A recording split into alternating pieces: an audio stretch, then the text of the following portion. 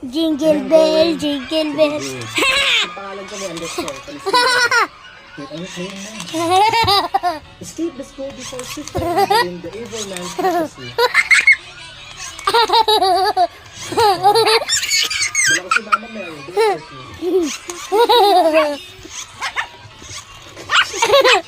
Hindi ko alam yung kung kasi. Kapag mo. Hindi lang agad siya. Kasi di siya nagaganda.